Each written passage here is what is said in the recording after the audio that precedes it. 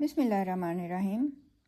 The very reason you are sitting here watching this lecture, or even the reason you came into existence, is microtubules. Without them, chromosomes could not have separated, cells could not have divided, and the countless cell divisions that led to your existence would never have occurred. अच्छा, तो microtubules क्या हैं? These are not rigid cellular rods. They are dynamic, restless structures. क्या कर रहे हैं ये? These are constantly growing, shrinking and reorganizing. ठीक है, और ये सब कुछ क्यों कर रहे हैं? To run the cell's internal traffic and divide chromosomes with precision. ठीक है, ये इनके दो काम हैं. अच्छा, अब ये कैसे बनते हैं? These are built from linear chains of alpha and beta tubulin heterodimers. ठीक है, अब ये अल्फा और बीटा ट्यूबुलिन जो मोनोमर्स हैं ये ग्लोबुलर है. ठीक है, अच्छा, these self assemble into structures called प्रोटोफिलामेंट्स.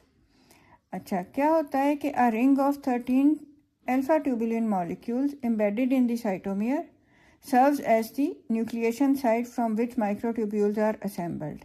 ठीक है, अल्फा ट्यूबुलिन नीचे होगा और ऊपर की तरफ इसका जो हेटेरोडाइमर का बीटा ट्यूबुलिन है वो होगा. ठीक है, the beta tubulin is oriented away from the centrosome. अच्छा, और क्या होता है कि microtubules continuously switch between phases of growth and shrinkage. ठीक है, और इसको हम क्या बोलते हैं? Dynamic instability. अच्छा, हियर यू कैन सी 13 प्रोटोफिलामेंट्स. ठीक है, दे come together to form the outer wall of the cylindrical microtubule. ठीक है, आपने देखा कि माइक्रोट्यूब्यूल जो है इट इज़ हॉलो. ठीक है ना, अंदर से ये हॉलो है. अच्छा, फिर इसका जो ग्रोइंग एंड है उसको हम क्या बोलते हैं? प्लस एंड भी. ठीक है, इसमें क्या स्पेशल चीज़ है कि it carries a GTP cap. ठीक है, और जीटीपी कैप कैसी है? It is directed away from the centrosome.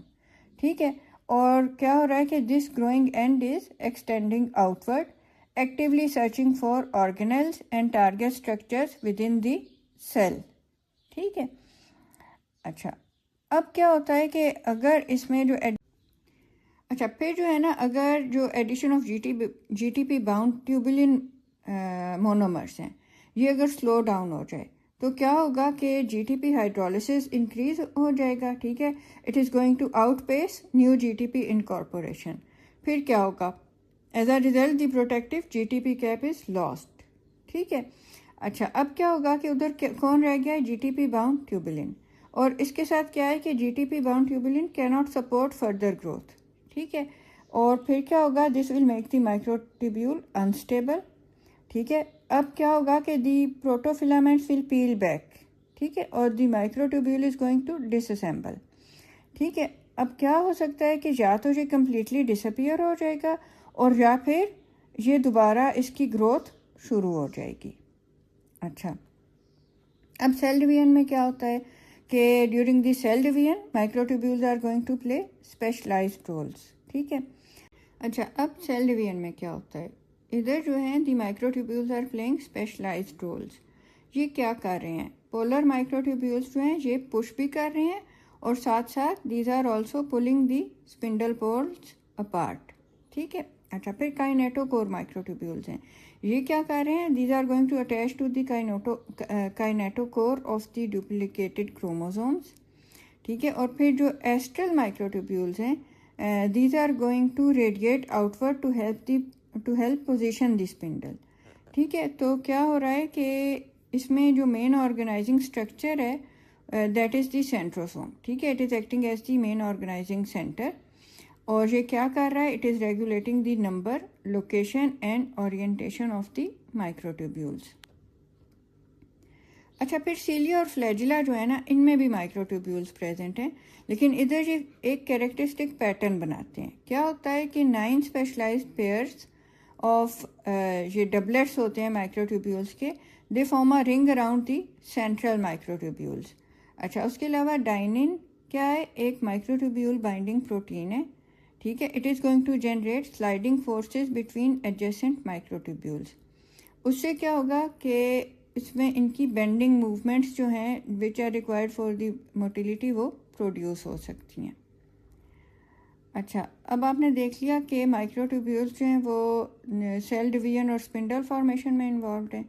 ठीक है, फिर आपने देखा कि माइक्रोट्यूब्यूल्स सीलिया और फ्लैजिला में प्रेजेंट हैं। उसके अलावा जो है ना इनके ये कार्गो को भी ट्रांसपोर्ट कर रहे होते हैं। ठीक है, तो वो उसके लिए इनको मोटर प्रोटीन्स की हेल्प चाहिए होती है। अब वो मोटर प्रोटीन्स कौन से हैं? डाइनिन और काइनेसिन। ठीक है, these are the motor proteins that move along microtubules using ATP. ठीक है, ये दोनों प्रोटीन्स जो हैं they have ATP binding heads and cargo binding tails. ठीक है, अब इन दोनों में फ़र्क क्या है कि dynein move towards the centromere और the minus end of the microtubule, जबकि काइनेसिन जो है it travels away from the centrosome towards the plus end. ठीक है, और जो एटीपी हाइड्रोलिसिस है that is going to power their movement. अच्छा, अब ये देखें, ये क्लासिक एग्जांपल है कि काइनेसिन है और ये किसको लेके जा रहा है? माइटोकॉन्ड्रिया को। ठीक है, it is transporting a mitochondria along a microtubule highway to where energy is needed in the cell. ठीक है, तो इन समरी क्या है कि microtubules are essential for chromosome movement. उसके अलावा the function of cilia and flagella and intracellular transport. ठीक है, और ये कैसे बने हैं? ट्यूबुलिन हेटेरोडाइमर्स हैं। और बाकी इनकी क्या एक बहुत रिमार्केबल प्रॉपर्टी है that is the dynamic instability.